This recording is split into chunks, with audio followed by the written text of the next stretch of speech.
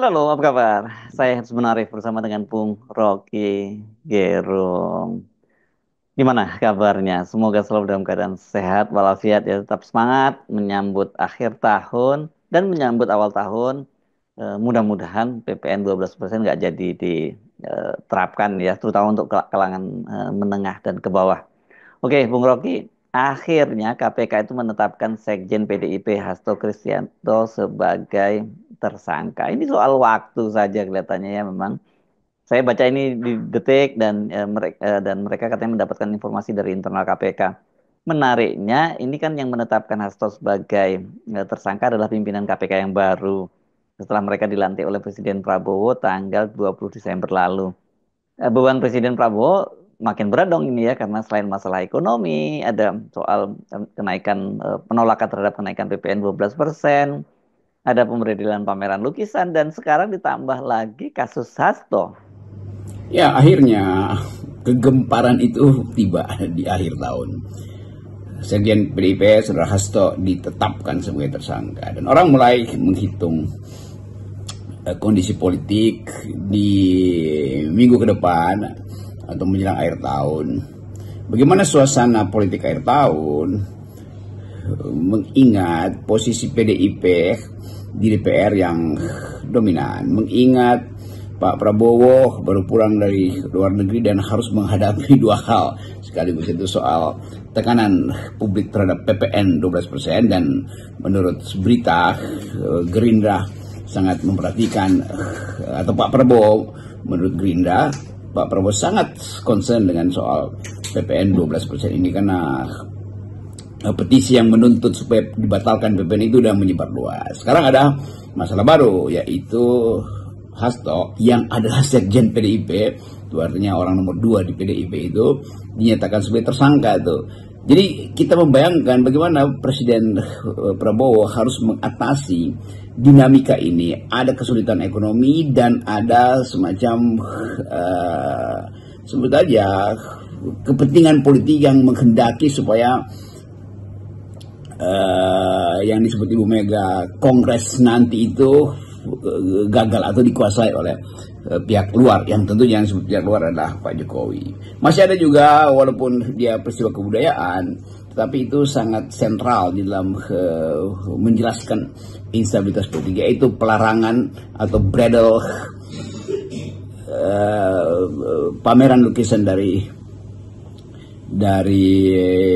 seorang seniman yang sangat paham tentang isi politik istana. Jadi kita mulai melihat bagaimana sebetulnya keadaan di akhir tahun ini akan melimpah ke tahun depan di dalam dua kondisi tadi, dalam tiga kondisi tadi. Satu adalah kondisi politik yang pasti akan sangat sebut aja sangat berbahaya sebetulnya, karena ini menyangkut identitas dari sebuah partai yang sudah berakar dalam masyarakat, itu PDIP.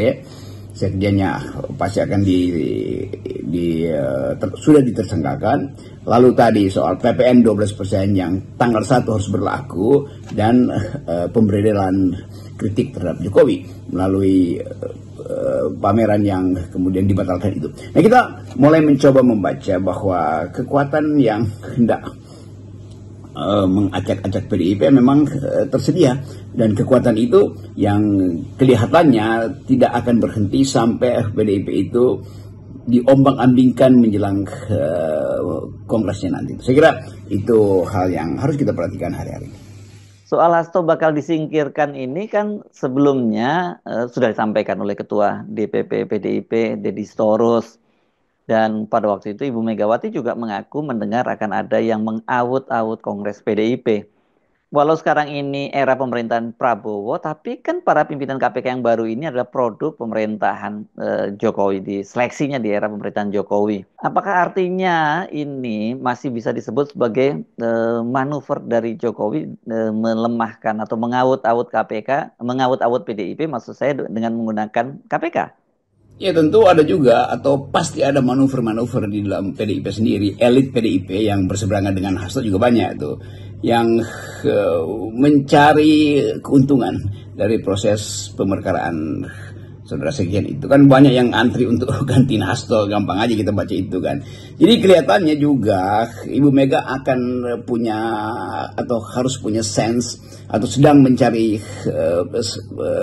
kepekaan untuk menyelesaikan masalah ini. Pasti ada internal struggle dalam PDIP, tapi secara keseluruhan saya kira partai itu diikat oleh kepentingan bersama, yaitu tidak mungkin partai itu menyodorkan dirinya untuk dirampok oleh Jokowi misalnya, karena yang mau rampok pasti Jokowi, dalam benak publik udah begitu kan. Merampok Demokrat aja pada waktu itu gagal, apalagi merampok PDIP. Tapi kita harus bukan agak kasar ya, agak sinis untuk melihat bahwa memang PDIP akan diacak-acak tuh, tetapi PDIP partai yang memang berakar jauh di dalam sejarah. Jadi percuma sebetulnya membayangkan menumbangkan PDIP sama seperti menggorok atau menebang pohon beringin di Golkar, sama seperti upaya untuk mengambil alih Demokrat. Jadi kalau kita baca sebetulnya ini satu paket. Pak Jokowi berupaya untuk punya partai, karena itu dia ingin selundupkan orang-orangnya ke dalam PDIP, gagal di Demokrat, pindah ke Golkar juga tentu ada pertahanan elitenya itu, sekarang PDIP. Jadi hanya itu keterangannya untuk membaca politik hari ini. Jadi Jokowi punya keinginan yang kuat supaya tidak ada yang mengganggu niat atau ambisi Pak Jokowi untuk meneruskan dinastinya melalui saudara Gibran. Jadi sekali lagi itu soal yang ada di depan mata kita, dan kita hanya bisa mendeteksi suasana panas politik nanti akan melimpah ke tahun depan, dan social unrest pasti akan tumbuh, disparitas akan menyebabkan juga ketegangan politik melebar kemana-mana tuh. Jadi kehendak sejarah kelihatannya ada hari-hari ini, yaitu upaya untuk sejarah selalu punya cara untuk menerangkan keadaan, dan mereka tidak bisa membaca sejarah itu pasti akan terseret oleh arus sejarah tuh. Kita coba bayangkan misalnya kesempatan di hari-hari akhir ini bagaimana kritik terhadap kekuasaan jalan terus. Saya mendengar satire atau stand up comedy yang politically correct dari Putri Gus Dur waktu haul kemarin itu, dan semua itu kan menggambarkan suasana bahwa rakyat tetap menangkap ada yang tidak jujur, ada yang sebetulnya diselundupkan dengan cara kemunafikan dalam politik Indonesia, yaitu narasi tentang Jokowi masih berkuasa, Jokowi masih bisa menunggu sampai 2009. Saya kira itu pada akhirnya akan dibatalkan, karena nggak mungkin orang terus-menerus disulap oleh headline yang dibuat oleh kekuasaan untuk mengeluk-elukkan dinasti Jokowi, untuk menghidupkan harapan bahwa PPN itu tidak memberatkan rakyat. Jadi semua hal yang dalam sejarah atau dalam sosiologi politik itu sudah dinyatakan sebagai potensial untuk menimbulkan ketegangan politik, itu hari-hari ini akhirnya tiba. Yang menarik sekarang kita tunggu bagaimana reaksi Ibu Megawati. Kan sebelumnya Ibu Megawati sudah mengancam kalau sampai Hasto ditangkap maka akan didatangi KPK itu. Nah sekarang kan udah waktunya ya, walaupun belum ditangkap tapi ini kan sudah jadi tersangka, ya tinggal nunggu waktu saja proses untuk eksekusinya. Tentu yang ingin kita hitung atau yang ingin dihitung oleh publik hari ini adalah reaksi dari Ibu Megawati itu, dan saya kira Ibu Megawati sejak awal udah tahu, karena itu Ibu Megawati udah kasih kisi-kisi bahwa partainya akan diawuk-awuk, apa istilah Ibu Mega kemarin itu, diaduk-aduk, akan diinfiltrasi untuk diganggu, dan saya kira feeling Bu Mega dari awal, dari sebulan lalu kita udah tahu bahwa Hasto pasti akan dikejar terus itu, karena cuman itu missing link yang mungkin untuk dicari antara Harun Masiku dan politik PDIP. Tapi kan kita selalu ingin kembali pada definisi bahwa Harun Masiku itu kalaupun dia menyogok itu tidak ada kerugian negara. Kalaupun dia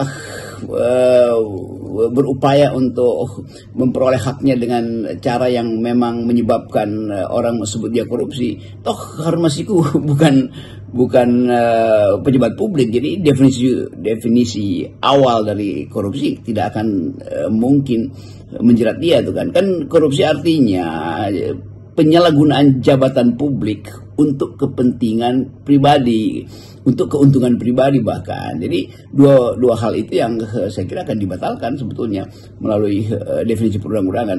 Kan yang dimaksud dengan koruptor itu adalah yang memegang jabatan publik supaya dia bisa memanfaatkan jabatan dia itu. Yang sering saya katakan, begitu ada surplus kekuasaan maka potensi korupsi terjadi itu. Begitu kekuasaan menjadi absolut maka berlakulah korupsi itu. Yang Lord Acton selalu terangkan itu bahwa power tends to corrupt, oke. Tetapi absolute power pasti korupsi. Jadi kekuasaan yang tertinggi pasti korupsi. Siapa yang kekuasaan tertinggi? Yang punya kekuasaan tertinggi ya presiden itu. Jadi kelihatannya kita akan masuk di dalam debat intelektual, debat sosiologis tentang apa itu korupsi itu. Yang kedua, Harun Masiku bagaimanapun dia justru mengeluarkan uang, jadi dia tidak menguntungkan dia sendiri kan. Dan orang sering anggap bahwa kok Harun Masiku dibilang, bukan, kita membela kemasukakalan dari teori korupsi itu aja. Jadi poin-poin dasar di dalam perdebatan nanti harus kembali pada basis intelektual. Bahwa Harun Masiku melarikan diri itu urusan dia tuh, mungkin dia takut atau segala macam. Tetapi sekali lagi definisi korupsi hanya menunjukkan bahwa pelaku korupsi, seseorang disebut koruptor kalau dia punya jabatan publik. Itu prinsip pertama. Yang kedua, dia melakukan itu untuk keuntungan pribadi. Itu intinya. Sekarang diperiksa aja kan apakah Hasto dalam kaitannya dengan Harun Masiku sebagai saksi atau tersangka dalam kasus yang lain. Tapi kelihatannya politisasi ini atau kriminalisasi ini dimaksudkan terutama untuk mengganggu PDIP. Karena yang disasar adalah petinggi PDIP. Saya kira itu poin utama yang harus kita diskusikan. Dan talk show pasti akan masuk ke situ minggu-minggu ini. Selain reaksi dari Ibu Mega, saya kira banyak yang ditunggu publik adalah bagaimana sih sikap atau pernyataan dari Pak Prabowo.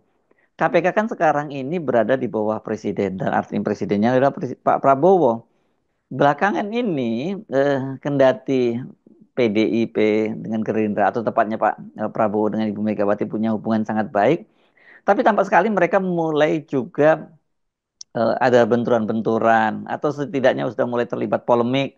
Salah satunya itu ada soal kenaikan PPN 12%. Ini walaupun PDIP menyatakan mereka tidak menyalahkan Pak Prabowo, tapi tentu saja kan sekarang penanggung jawab pemerintahan itu Pak Prabowo. Artinya kan tinggal Pak Prabowo mau melanjutkan atau tidak gitu, membatalkan atau melanjutkan undang-undang yang dirancang di era atau bukan hanya dirancang, dirancang dan disahkan di eranya Jokowi.